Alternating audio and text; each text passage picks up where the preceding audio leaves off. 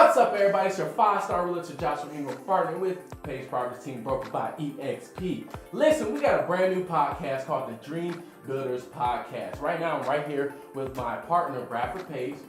You introduce yourself, Bradford. What's up, man? Bradford Page with Page Properties Team, brokered by EXP. Perfect. And now we got our special guest, Don Folk, right here with Unisource Mortgage Services. And today in our podcast, we want to let you know that the purpose of our podcast is our mission is to help buyers and sellers and agents connect with the resources and knowledge to achieve their real estate goals. And that's what we want to do each and every week for you all.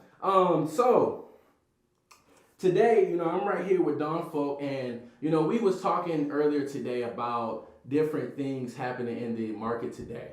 So if you would like what's going on in the market that you'd like to tell the viewers today? Yeah, we got a lot of good stuff happening right now, Josh. It's an awesome time to buy. You got a lot of people moving in for the summer, etc. We've got rates are starting to come down a little bit. Obviously, it's no sort of crash or anything like that, but we've started seeing some really improvement over what we were seeing earlier this year and last year. And we actually have some really hot programs rolling out right now, some great offers for first-time home buyers, etc. So it is an awesome time to buy. I know a lot of people are going, oh, I want to wait for the market to crash. I want to wait for these things. Honestly, with the plant opening in the Savannah market, etc., the prices aren't getting better.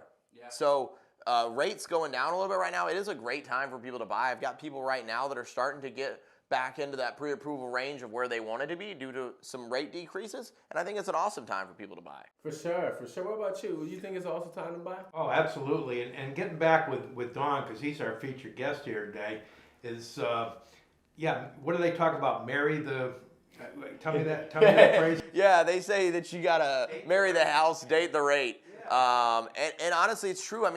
There'll be awesome opportunities to refi in the next few years, and you see that if you look at the fact that right now, if I were to price at this moment an adjustable rate mortgage, it would actually be priced worse than a 30-year fixed.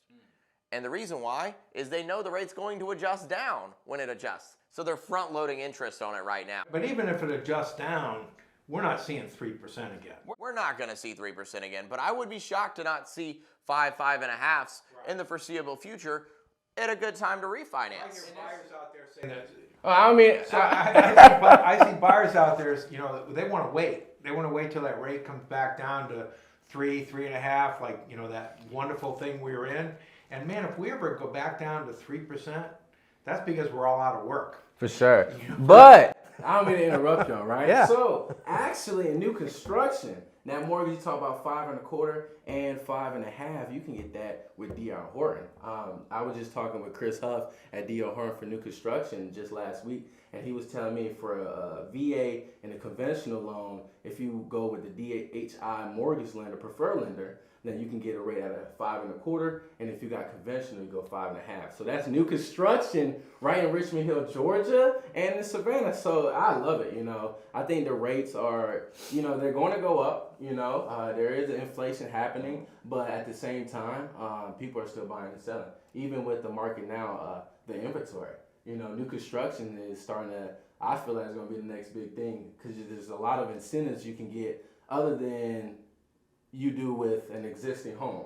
So like with new construction, you can get 10%, $10,000 in closing. You can get like appliances, like with D.R. Horton, you get a camera light and Alexa. What? For what? Just for buying a home, right? And then also you can get incentive like with the new Homes for Heroes. You get $2,000 in closing or get something back from that. So with new construction, you couldn't get that with an existing listing, because existing listing you might just get the home inspection or they might do repairs. Well, with new construction, it's right there, brand new.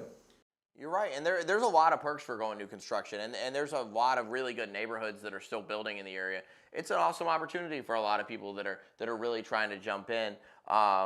Now, new construction, the approval process is a little bit different because obviously you got to lock a little bit further out. You got to have a different commitment, and sometimes that does work well. I'm doing new construction right now and on my own house, and that's because I need a specific close date.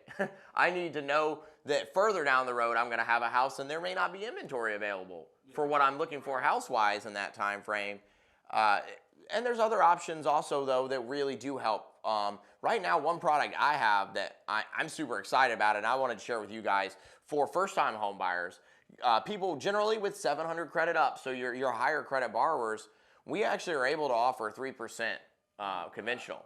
So 3% down on a conventional loan is pretty much unheard of, and we're able to offer that to first-time home buyers with a rate adjustment as well. So not only are they going to get a better rate than a standard conventional buyer, they're also going to be able to do 3% down with no income cap on that. Yeah. Meaning it's not a lower income bracket, it's not a minority base. It is for all first-time home buyers with good credit. And that's an awesome option, and they can use that for a lot of different property types. It's not tied to rural like USDA. It's not tied to specifically move-in ready like FHA. There's a lot of freedom with that, and it doesn't have some of those overlays that VA lending has. Sure.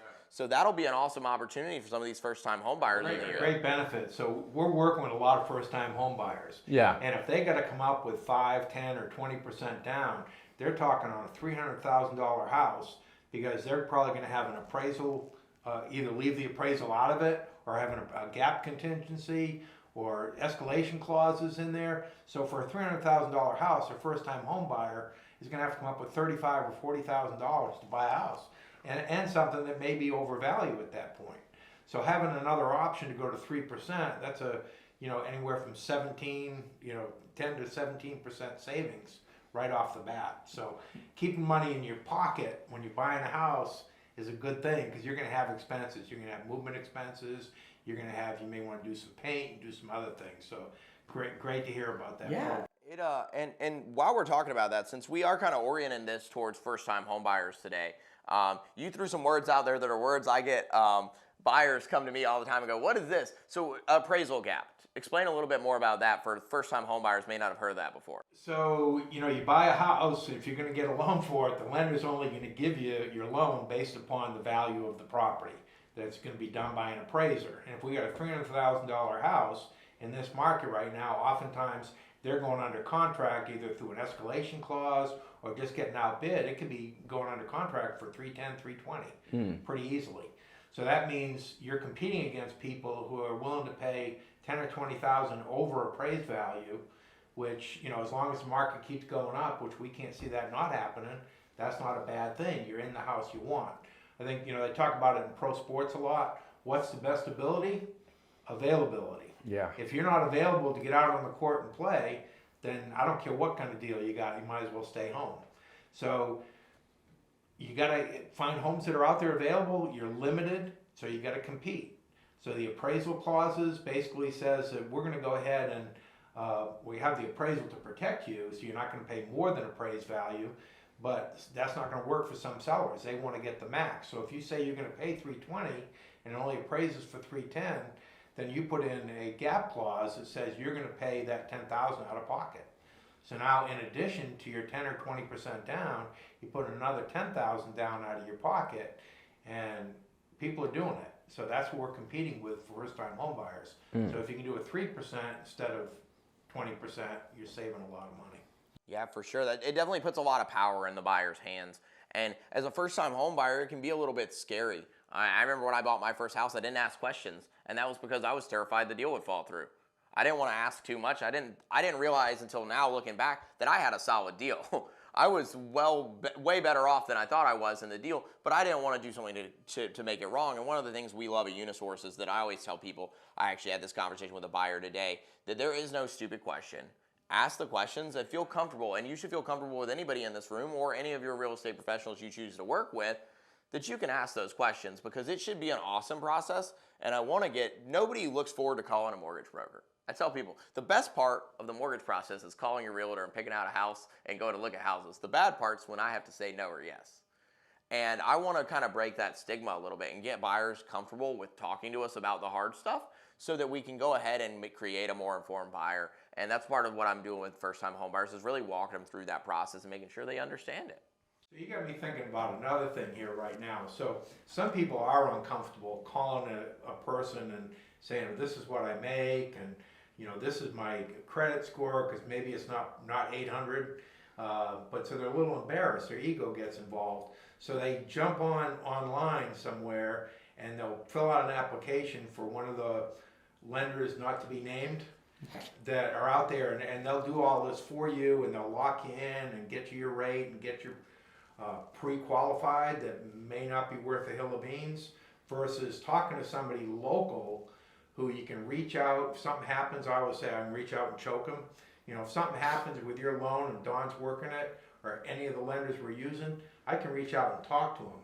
But if you're uncomfortable, you got to share the good, the bad, and the ugly with the people that are trying to help you. If you don't tell them the whole story, they can't help you. And if some of these lenders, not to be named, are working with you, they may not want to dig into all of that. They'll make it easy on you, and then all of a sudden, this happened to me years ago. I had a buyer coming down from Massachusetts. They moved, and this, fortunately, it was like 20 years ago that it happened. The buyer packed all their stuff up, put it in their truck, came down their U-Haul 3 days before closing, and the lender didn't deliver. And that's all about a lender that was out there in the universe somewhere, who was a part of just a mega corporation, didn't give the individual attention, didn't dig in and say, okay, well, maybe you want to slow your roll a little bit and not go forward too fast. You know, because they throw spaghetti at the wall and hope it sticks. And that's where they make their money. And getting a local lender is what we really push hard on, because it's going to give that communication. You know, we're working with one now, we'll get it done, but it's difficult because the communication's not there. I know if I call up any of the lenders we work with, and Don especially, it's going to be, as soon as he can get to that phone again, he's answering back. For sure, you get the same day approval too. Yeah, for sure. I think using a local lender is really an underrated part of it, because we see commercials online for all these big online banks, and it's enticing. Especially my generation, we don't like talking on the phone, and that's fine. Text me. My number is everywhere to be seen. Shoot me an email, but I guarantee you're getting a human that's going to respond, and I'm going to care about it. And that's one thing that Unisource, we pride ourselves on, is our family values and making sure that we take care of those clients, that we deep dive into it. And there's a lot of really good local lenders in the industry. It's not just us. I love what we do, but it's very important that we keep loans local and that we do that, because we stand behind it. We want to make sure these are going to be our neighbors ultimately that we're selling these houses to, and we want to make sure that we take care of them and that we make sure this is an awesome product. So awesome. Awesome. Well, I don't mean to cut y'all short, but this was a great episode. So, Don Falk, how can they reach you? Oh, best way to reach me, guys, my cell phone number is 229-205-7864. That's my real cell phone, this one right here. That's not some business number, 229-205-7864.